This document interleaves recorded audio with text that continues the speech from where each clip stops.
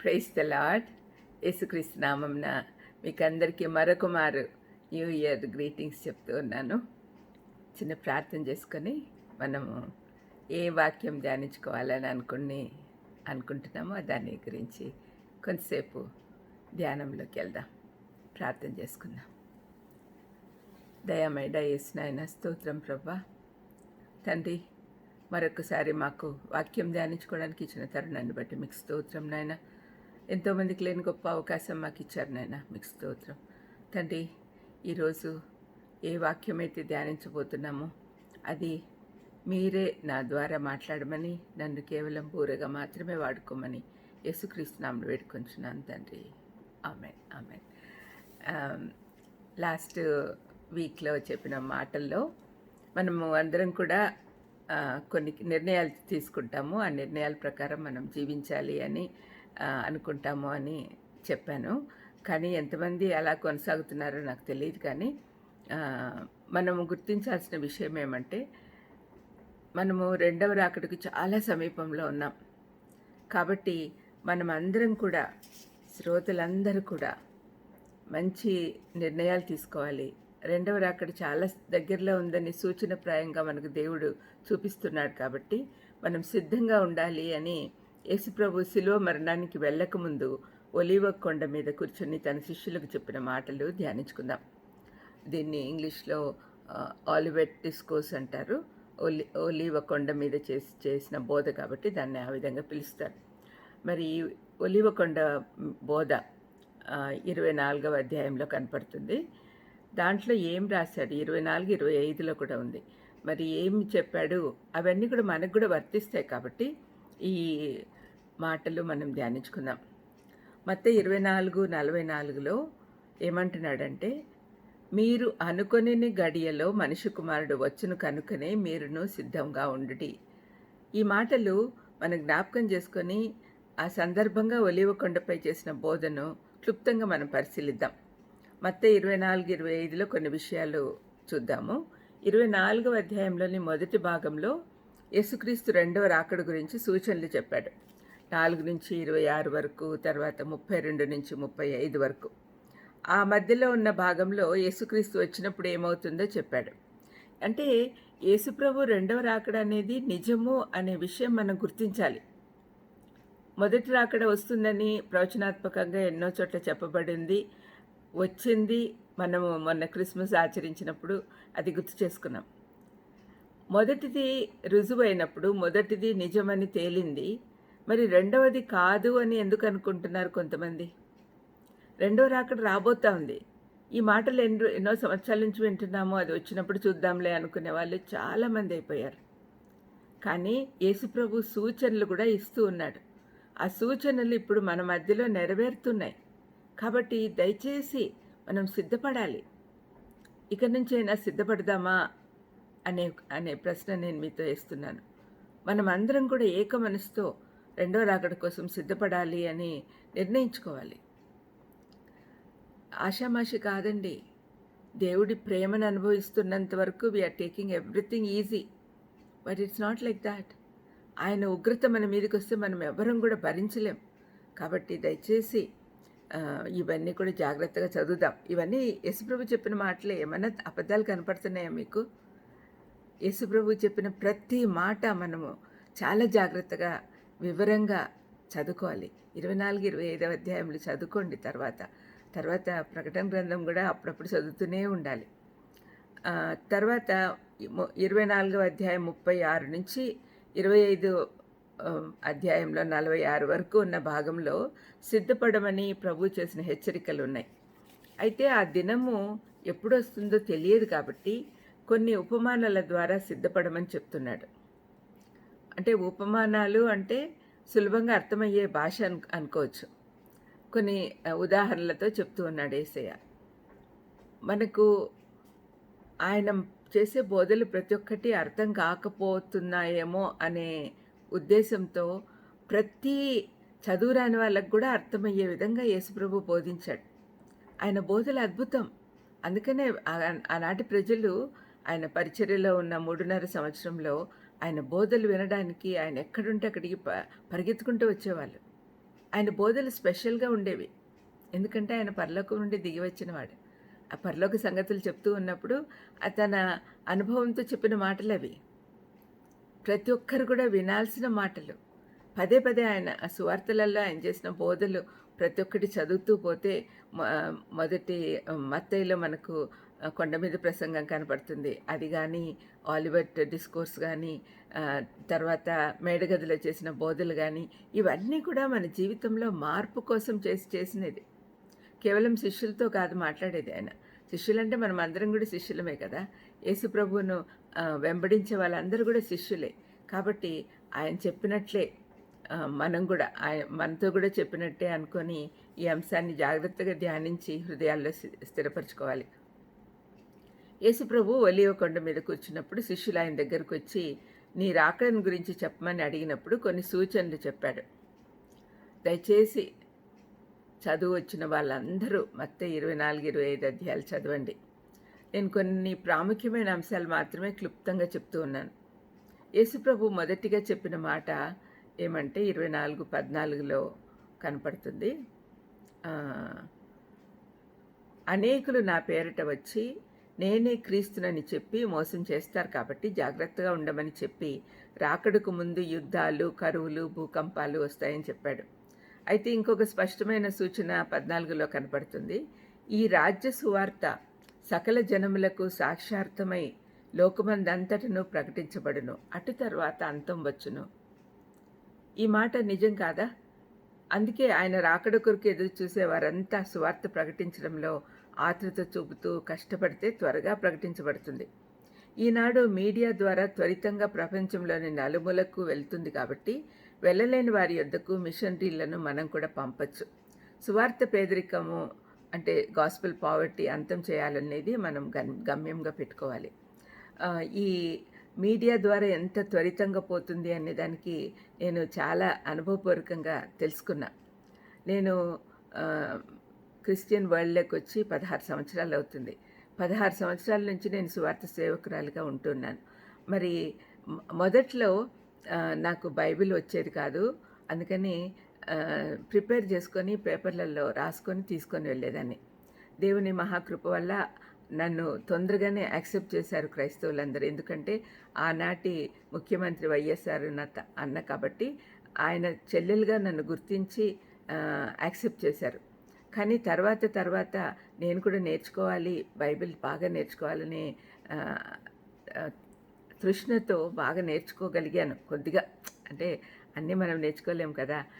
పాస్టర్లు నేర్చుకోవాల్సినవి అన్నీ బీడీ చేశాను, MTh old testament, MTh new testament, MA Christian studies, తర్వాత డాక్టరేట్ కూడా వచ్చింది థియాలజీలో.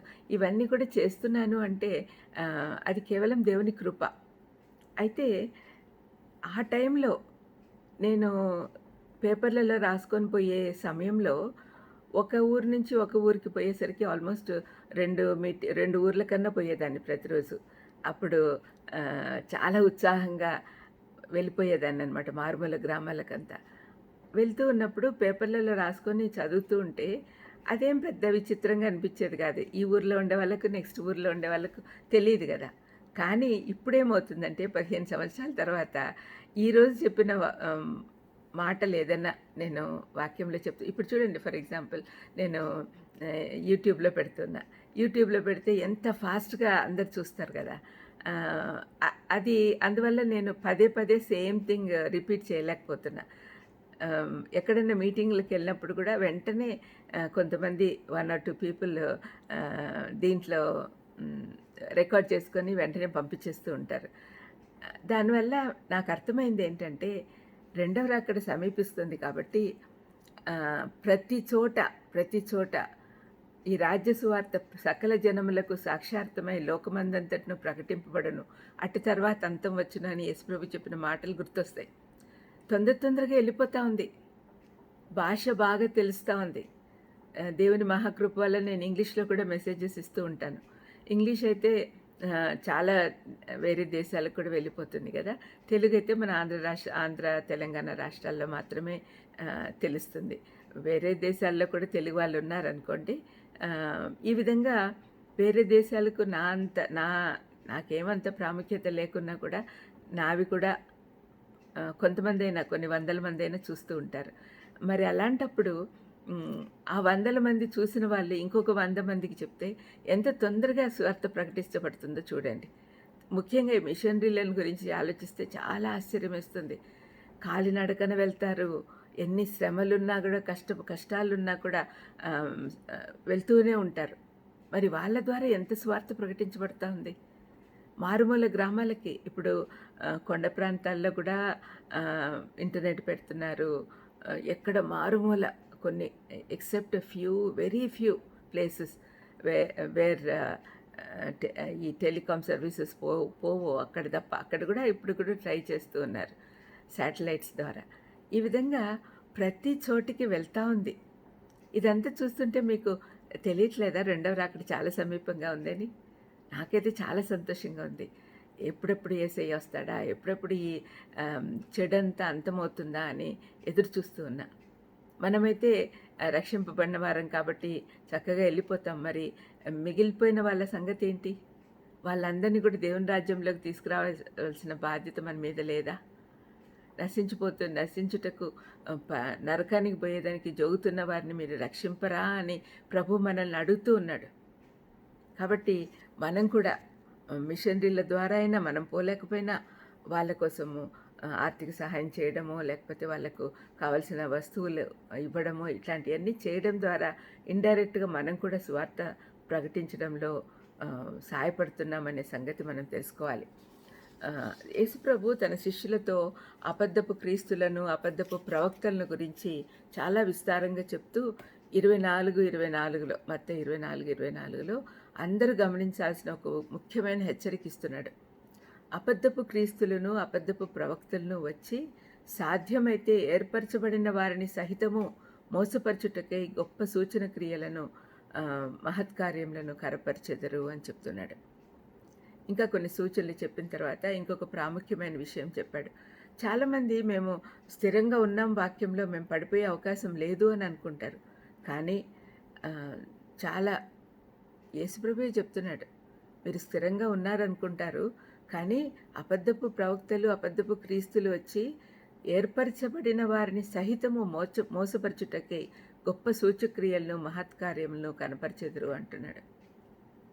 మనం అనుకుంటాము సూచక్రియలు, మహత్కార్యములు జరుగుతుంటే అక్కడ దేవుడి సన్నిధి ఉంది, దేవుడే అక్కడ చేస్తున్నాడు అని అనుకుంటాం. చాలాసార్లు మోసపోయే అవకాశాలున్నాయి. దయచేసి వివేచన ఇవ్వమని ప్రభువుని అడుగుదాం. జ్ఞానము, వివేచన దేవుని దగ్గర నుంచి రావాల్సిందే. మనంతటా మనం ఏమీ డిసైడ్ చేయలేం. మనలో ఉన్న పరిశుద్ధాత్మ దేవుని వాయిస్ వింటూ ఉండాలి, స్వరం వింటూ ముందుకు సాగాలి. 24:35-36లో ఆకాశమును భూమియు గతించును కానీ నా మాటలు ఏమాత్రమును గతింపవు. అయితే ఆ దినమును గూర్చియు ఆ గడియను గూర్చియు తండ్రి మాత్రమే ఎరుగును గాని ఏ మనుష్యుడైనను పరలోకమందలి దూతలైనను కుమారుడైనను ఎరుగరు అని ఖచ్చితంగా చెప్పాడు. అంటే యేసయ్య తనకు కూడా తెలియదు అంటున్నాడు. అంటే తెలియకపోవడం ఏంటి, ఆయన త్రిత్వంలో ఒక వ్యక్తి కదా. కానీ ఈ లోకంలో ఉన్నప్పుడు ఆయన మనుషుడిగా ఉన్నాడు కాబట్టి ఆయన దైవ స్వభావం వాడుకోలేదు చాలాసార్లు. మనం అత్యుత్సాహంతో అబద్ధ బోధకుల ప్రవచనాలు విని మోసపోకూడదు. చరిత్రలో కొందరు ఈ విధంగా తేదీలు కూడా నిర్ణయించారు. దర్శనాల ద్వారా దేవుడు తమకు తెలిపాడనే అబద్ధాలు చెప్పి చాలా జీవితాలు పాడు చేశారు. మనకు లేఖనాలు ఇచ్చిన దేవాది దేవుడు మనకు అవసరమైన ప్రవచనాలన్నింటినీ బైబిల్లోనే పొందుపరిచాడు. ప్రకటన గ్రంథంలో రెండో రాకడ, సృష్టి యావత్తు లయమైపోవుట, నూతన ఆకాశము, నూతన భూమి సృష్టించబడే వరకు అన్నింటినీ దర్శన రూపకంగా యోహానుకు చూపించి గ్రంథస్థం చేయమన్నాడు కదా. ప్రకటన గ్రంథం అదే. మరి ఇంకా ఏం మిగిలింది తెలుసుకొనుటకు? దయచేసి ప్రవచనాలు చెప్పేవారు దొంగ భక్తుల మాటలు నమ్మద్దు. బెరయ సంఘస్థుల వలె లేఖనాలు పరిశీలించి నిజమేదో అబద్ధమేదో తెలుసుకోండి. ఈ నూతన సంవత్సరంలో బైబిల్ పఠనానికి ప్రాధాన్యత ఇస్తే మనకే తెలుస్తుంది బైబిల్ ఏమేం చెప్పాడు యేసయ్య అని. 24వ అధ్యాయము 44 నుంచి 25వ అధ్యాయం 30లో ప్రభు 3 ఉపమానాల ద్వారా సిద్ధపడటం గురించి చెప్పి హెచ్చరించాడు. ఆ 3 ఉపమానాలు క్లుప్తంగా మనం చూద్దాం. అనుకున్న సమయంలో మనిషి కుమారుడు వస్తాడు కాబట్టి సిద్ధంగా ఉండండి అని చెప్పి సిద్ధంగా ఉండకపోతే రాబోయే ఉపద్రవం గురించి కూడా హెచ్చరించాడు. 24వ అధ్యాయము 45-51లో ఒక యజమానుడు తన సేవకులలో నమ్మకస్తుడైన ఒక సేవకునికి మిగిలిన వారిని చూసుకోమని చెప్పి నియమించి తిరిగి వచ్చాక అతను నమ్మకంగా ఉండటం చూసి తన యావదాస్తి పైన అధికారిగా ఉంచాడు.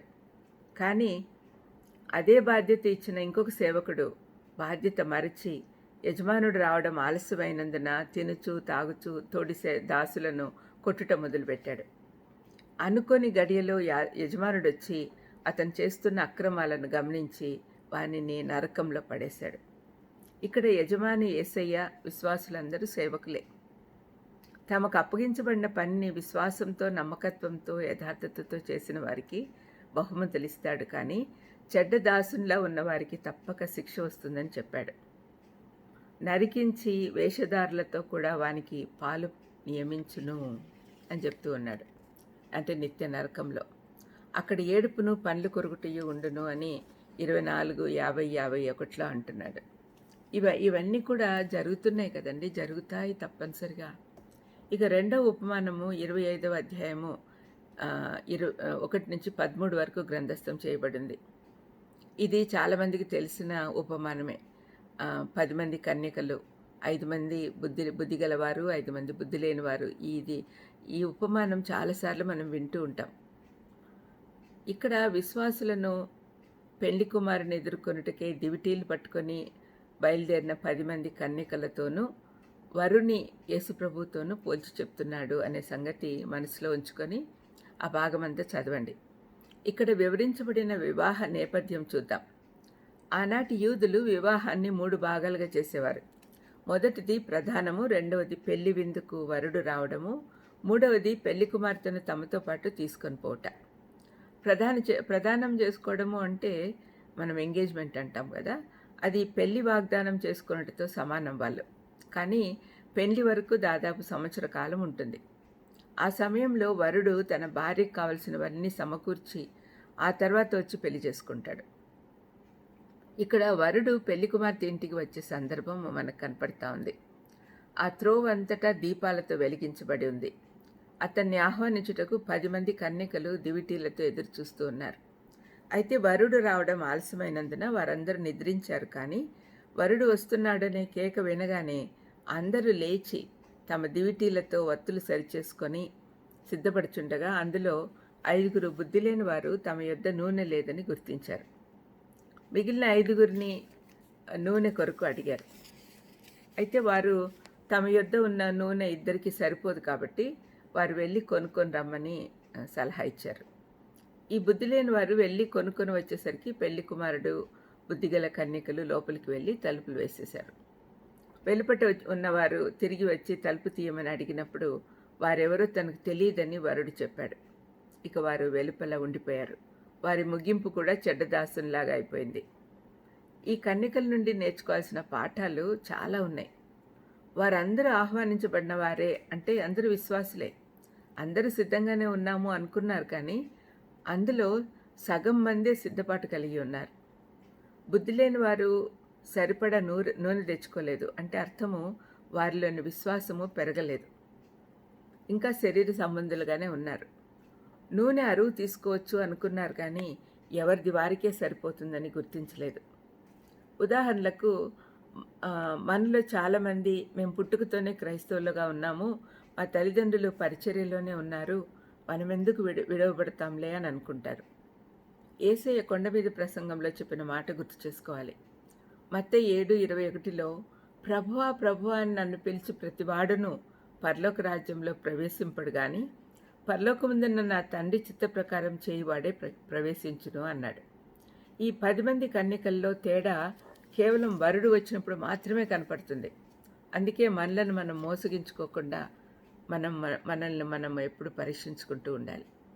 ఇది చాలా నార్మల్గా జరిగే పని. యూదులు కూడా అదే అనుకునేవాళ్ళు. మేము అబ్రహాం సంతానము. మమ్మల్ని ఎక్కడ వదిలిపెడతాడులే దేవుడు. మేము ఎంత తప్పులు చేస్తున్నామో మమ్మల్ని క్షమిస్తూనే ఉన్నాడు కదా! ఇజ్రాయెల్ చరిత్ర అంతా మేము చూసాము. ఎంత భయంకరమైన పాపం చేసినా ఏడుస్తూ ఆయన దగ్గరికెళ్తే ఆయన తప్పనిసరిగా మనల్ని అంగీకరిస్తాడు. We don't need to worry. మేము అబ్రహాం సంతానము అని గర్వించేవాళ్ళు. అందుకే వాళ్ళని పక్కన పెట్టేశారు దేవుడు. ఇప్పుడు అబ్రహాంకిచ్చిన వాగ్దానం మర్చిపోలేదు ఆయన. అందుకనే యేసుప్రభునందు విశ్వాసం ఉంచిన వారందరూ అబ్రహాం సంతానమే అన్నాడు విశ్వాసం ద్వారా. రక్త సంబంధం లేకపోయినా విశ్వాసం ద్వారా మనం అబ్రహాం సంతానమే. అబ్రహాంకిచ్చిన వాగ్దానాలన్నీ మన పట్ల కూడా నెరవేరుతాయి అని చెప్పాడు. ఈ విధంగా 10 మంది కన్యకలలో 5 మంది బుద్ధి లేని వారు అంటే వాళ్ళు కూడా విశ్వాసులే, కానీ ఓవర్ కాన్ఫిడెన్స్తో ఉన్నారు. మనలో ఎంతమంది అలా ఉన్నాం?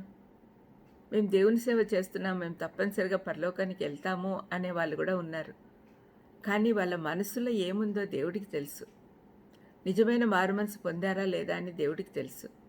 విరిగి నలిగిన హృదయంతో దేవుని సన్నిధికి వెళ్ళి పశ్చాత్తాప హృదయంతో క్షమాపణ పొందారో లేదో దేవుడికి తెలుసు. మనము ప్రతి సండే చర్చికి వెళ్తున్నాము, ప్రతి మీటింగ్కు అటెండ్ అవుతున్నాము, ఇంకా సువార్త కూడా ప్రకటిస్తున్నాము, మనకేంట్లే అని అనుకునే వాళ్ళు 50% చర్చ్ గోయర్స్ ఉన్నారండి. దయచేసి గమనించండి. రెండో రాకడ చాలా సమీపంగా ఉంది. నిర్లక్ష్యం చేయకూడదు. ఇక మత్తయి 25:14-30 వరకు ఉన్న మరొక ఉపమానం ద్వారా కూడా ప్రభు హెచ్చరించాడు. ఇందులో మనకు దేవుడిచ్చిన తలాంతులను, వనరులను వాడుట ఎంత ముఖ్యమో చెప్తూ ఉన్నాడు. మన జీవితాలలో గృహ నిర్వాహకత్వము అనే అంశం సరిగా అర్థం చేసుకోవాలి. ఈ లోకంలో ఏది మన సొంతం కాదు. మనం ఈ తాత్కాలిక జీవితంలో సుఖమయమైన జీవితాలు గడుపుటకై కావలసిన వనరులన్నీ దేవుడు మనకిస్తూ ఉన్నాడు. అయితే ఆ తలాంతులను, వనరులను సరైన విధంగా వాడకపోతే ఫలితాలు ఏ విధంగా ఉంటాయో ఈ ఉపమానం మనకు తెలుపుతుంది. ఒక మనుషుడు అంటే ప్రభుతో పోల్చొచ్చు ఈ మనుషుడిని. దేశాంతరము అంటే ఆరోహణమై పరలోకానికి వెళ్ళాడు, మళ్ళీ తిరిగి వస్తాడు కాబట్టి దేశాంతరం అని అనుకోవచ్చు. వెళ్తూ వెళ్తూ తన దాసుల్ని పిలిచి వారి సామర్థ్యం చొప్పున వారికి తన ఆస్తిని అప్పగించి వెళ్ళిపోయాడు. తను తిరిగి వచ్చాక వారిని పిలిపించి ఏం చేశారో కనుక్కున్నాడు. 5 తలాంతులు కొంతమందికి ఇచ్చాడు, 2 తలాంతులు కొంతమందికి ఇచ్చాడు, 1 తలాంతు కొంతమందికి ఇచ్చాడు. 5 తలాంతులు ఇచ్చినవాడు దాన్ని ఇన్వెస్ట్ చేసి ఇంకొక 5 తలాంతులు సంపాదించాడు. అదేవిధంగా 2 తలాంతులు ఇచ్చినవాడు కూడా సంపాదించాడు. అయితే 1 తలాంతు ఇచ్చినవాడు ఏం చెప్తాడు, నువ్వు చాలా కఠినుడివి, అందుకని నేను నీ డబ్బులు మళ్ళీ ఎక్కడ వ్యాపారంలో పెట్టి పోగొడతానో అని భయపడి మట్టిలో దాచిపెట్టాను అని చెప్పాడు. ఈ మాట వింటే నాకు దేవుడిచ్చిన తలాంతులు ఆల్మోస్ట్ 50 సంవత్సరాలు దాచిపెట్టిన.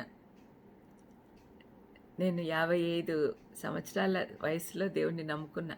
నాకు చాలా తలాంతులు ఇచ్చాడు దేవుడు. అవన్నీ కూడా పక్కన పెట్టేసి 20 సంవత్సరాలు ఇంట్లో నుంచి బయటికి రాకుండా ఒక విధవరాలిగా ఇంట్లోనే ఉండిపోయా. అప్పుడంతా ఆ తలాంతులు దాచిపెట్టినట్లే కదా, ఆ మొదటి దాసుడిలాగానే. కానీ దేవుడి మహాకృప చేత నన్ను క్షమించి ఆ దాసుని పడేసినట్టు నరకంలో పడేయకుండా తన దారిలోకి తీసుకొచ్చుకున్నాడు. ఎంత గొప్ప ప్రేమ దేవుడిది. మరి ఇక్కడ ఇది ఒకసారి చూద్దాం. 5 తలాంతులు ఇచ్చినాడు, మరొక 5 తలాంతులు ఇచ్చేశాడు. 2 తలాంతులు ఇచ్చినవాడు మరొక 2 సంపాదించాడు.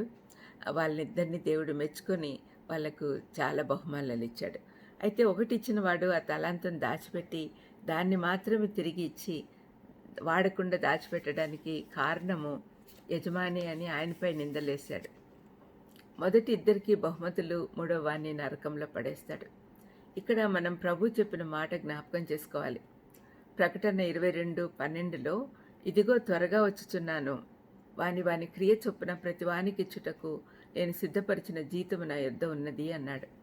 ఆ ప్రకారమే ఆయన ఇచ్చిన వనరులను ఆయన రాజ్య స్థాపనలో వాడుకున్నవారు జీతం పొందుకుంటారు. మన సంపద, సామర్థ్యము, సమయము దేవుని కొరకు వాడుకోవాలి. ఇది కూడా సిద్ధపాటులో భాగమే. ఇవన్నీ చెప్పాక ప్రభు రెండవ రాకడలో తాను వచ్చినప్పుడు జరగబోయే తీర్పు గురించి కూడా చెప్పి చివరికి మంచి పనులు చేసిన వారు నిత్య జీవానికి, దేవునికి వ్యతిరేకంగా చేసిన వారు జీవించిన వారు నిత్య శిక్షకు పోతారు అని మత్తయి 25:46లో చెప్పి ముగించాడు. మరి ఇంత స్పష్టంగా యేసుప్రభు చేసిన ఒలీవ కొండ బోధను నిర్లక్ష్యం చేయక ఈ నూతన సంవత్సరంలో సిద్ధపడుట యొక్క ప్రాముఖ్యత గమనించాలని ప్రభు నామమున మిమ్మల్ని అందరినీ వేడుకుంటూ ఉన్నాను. ఎందుకంటే మనము దేవుని బిడ్డలం, దేవుని దగ్గరికి వెళ్ళాలి, దేవుని రాజ్యంలోకి మనం ప్రవేశించుటే కాకుండా ఇతరులను కూడా ప్రవేశపెట్టాలి అని దేవుడు మనల్ని రక్షించాడు. ఒట్టిగా రక్షణ చాలు మనం పరలోకానికి వెళ్ళడానికి అని అంటే రక్షింపబడిన క్షణంలోనే మనల్ని దేవుడు తీసుకెళ్ళిపోయిండేవాడు కదా. మనం ఇంకా జీవించి ఉన్నాము అంటే దానికి కారణం ఏంటంటే మనతో పాటు ఇంకా కొన్ని ఆత్మలను దేవుని రాజ్యంలోకి తీసుకెళ్ళాలి. అది మన బాధ్యత. దేవుడు మనకు సమస్తము ఇచ్చాడు కదా, తన ప్రాణాన్నే ఇచ్చాడు కదా. మరి మనము ఆయన కోసం ఏం చేయాలి అంటే ఆయన చేసిన త్యాగం వ్యర్థం కాకుండా నిమిత్తము ఈ సువార్తను ప్రతి ఒక్కరికి పంచాలి. కనీసం ఈ నూతన సంవత్సరంలో ప్రవేశించాము. మరి ఇటువంటప్పుడు ఈ సంవత్సరంలో నా బాధ్యత ఏంటి? కనీసం 2-3 నా కుటుంబస్తులను, నా ఇంటి వారిని, నన్ను ఎక్కువగా ప్రేమించే స్నేహితుల్ని అందరినీ కూడా నేను దేవుని రాజ్యంలోకి తీసుకొస్తానని చెప్పి కొంతమందిని సెలెక్ట్ చేసుకోండి. ఇద్దరైనా సరే, ఒక్కరైనా సరే వాళ్ళ కోసం పదే పదే ప్రార్థించడం ద్వారా వాళ్ళ హృదయాల్ని దేవుడు తెరుస్తాడు. లూదియా హృదయం ఏ విధంగా దేవుడు తెరిచి ఆమెను మాసిదోనియా సంఘానికి ఆదిగా చేశాడో, ఆమె స్థాపకురాలుగా చేశాడో, అదేవిధంగా మనల్ని ఎక్కడ వాడుకుంటాడో తెలియదు. మనం కూడా వాళ్ళ కోసం ప్రార్థన చేయాలి. మనము ప్రార్థించేవారు అద్భుతంగా వాడబడతారేమో దేవుడి సేవలో, మనకు తెలియదు. మన బాధ్యత అంతా దేవుని రాజ్యంలోకి ఇతరులను తీసుకురావడమే. ప్రార్థన చేసుకుందాం. దయమేడా యేసునాయనా, ఈ మీ మాటలు నా ద్వారా విన్న ప్రతి ఒక్కరు కూడా తండ్రి రెండవ రాకడ కొరకు సిద్ధపడేటట్టు ఏర్పాటు చేయమని తండ్రి, మా మాటలు నీ మాటలు నా ద్వారా బయటకు వచ్చాయనండి. అవి వ్యర్థం కాకుండా ప్రతి హృదయంలో కూడా స్థిరపడేటట్టు చేయమని యేసుక్రీస్తు నామమున వేడుకుంటున్నాను తండ్రి. Amen. God bless you. Happy new year.